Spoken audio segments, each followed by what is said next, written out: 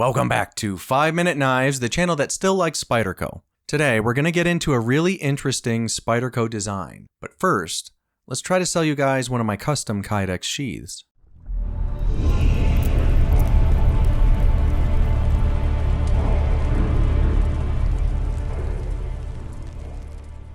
And we're back! Okay, hopefully you guys bought some sheaths, and now we're going to get right into the Spyderco Yojumbo sent in by my brothers at Blade Ops. Shout out to Andy, who's been working with me. Reached out, and I have to say, Blade Ops is one of those retailers I've never had a bad experience with. Purchased many knives from them over the years, and so I was thrilled when they suggested that we work together. So they're going to be sending me knives for review, and I have no moral conundrum with mentioning them in my reviews. I'm actually very proud. So this review had to be done twice, and the main reason was they sent me this cool Blade Ops, rubber mat here, and against the rubber mat, as you can see, the camera always wants to focus on that. So it was just kind of a pain, so I'm going to leave that out of this one. Stay tuned to the end of the video for a special giveaway for you guys as well, so don't go away. Let's talk Yojumbo. Here's the Yojumbo. Now, the first thing I noticed about this knife right off the ripski is that the G10 scales are a lot more grippy than the Yojimbo. And I had the Yojimbo for some time, and I got rid of it. And there was a few reasons for that. We'll get into it. But actually, I'm already feeling like this knife is an improvement from the Yojimbo.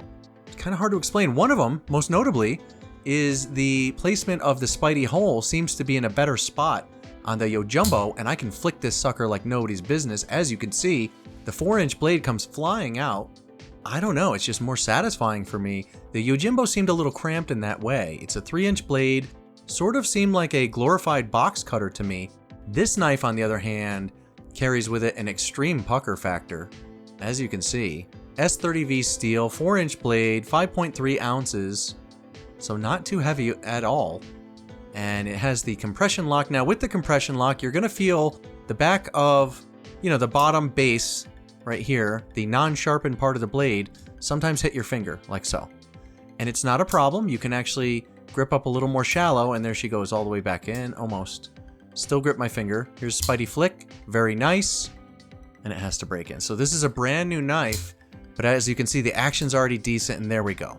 So you just sort of have to get out of its way. It's something that you're gonna learn over time. It is very satisfying, has a very nice click when it opens. Bam, sounds good. And the way the handle's configured here, for my medium-large hands, 2 fingers go here, a finger there, and a finger there in a normal grip, which is actually fairly comfortable. I can press against here for a little more power.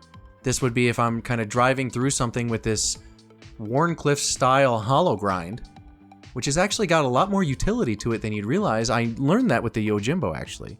I was using it for all sorts of stuff, and the Yojimbo in its own right is a cool knife. This one was made in Golden, Colorado, USA, IRF, says right on it. Very cool. There's your compression lock right there, nice and easy to actuate.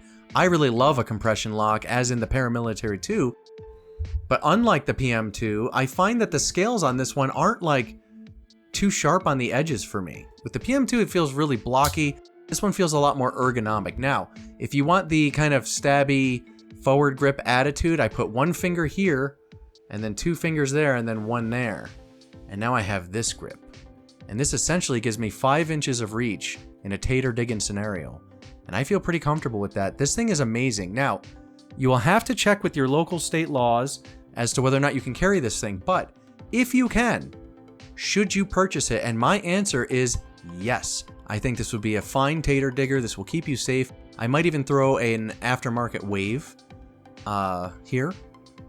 But I don't think it really needs it. It comes out pretty quickly, provided you practice. Comes out nicely. The knife wants to listen to you. It's a tall knife, tall blade, but it's not a problem in the reverse grip for you Steven Seagal fans.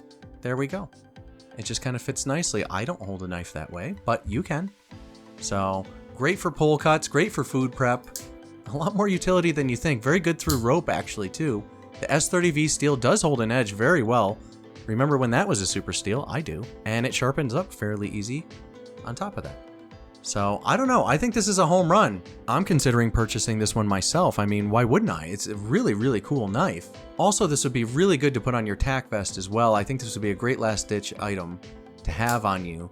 Fairly lightweight and won't take up a lot of room like a fixed blade. So trustworthy, extremely reliable action. Very satisfying, by the way, that lockup. Just, I love the sound of it. The way Spyderco does their action just makes me a happy guy.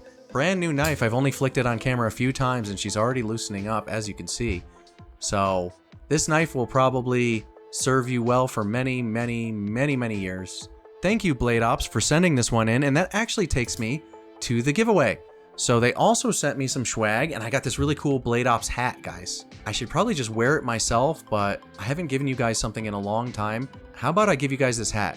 Comment below with your most embarrassing high school experience, and I will wait 24 hours, and then I'm going to pick my favorite, and you have 24 hours to comment under my comment, and if you don't, I move on, as is tradition. Somebody will get the hat. It's a cool hat. I really like it a lot, but I'm going to give it to one of you guys, because I like you. So there you go, guys. That's my 2 cents. Let me know in the comments if I should purchase the Spyderco Yojumbo, and if so, why?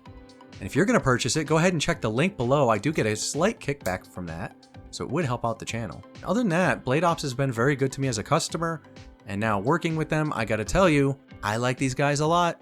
So look for more Blade Ops stuff in the future, and they're going to be sending me more and more knives, so that'll really help the channel out. This way I don't have to buy everything I review or rely on whatever you guys send me. 5-minute knives leveling up. I couldn't be happier. Anyway, thank you to our subscribed Starians for supporting the channel, and thank you to Index Plastics for sending me this dragon scale Kydex that I'm going to use on some sheaths coming up in the near future. You guys know I'm making sheaths for Magnum Works now. Check them out on Instagram. Awesome knives. And I may use some of this on some of those. We shall see. Anyway, that's it for me, and I will see you guys next time on 5-Minute Knives.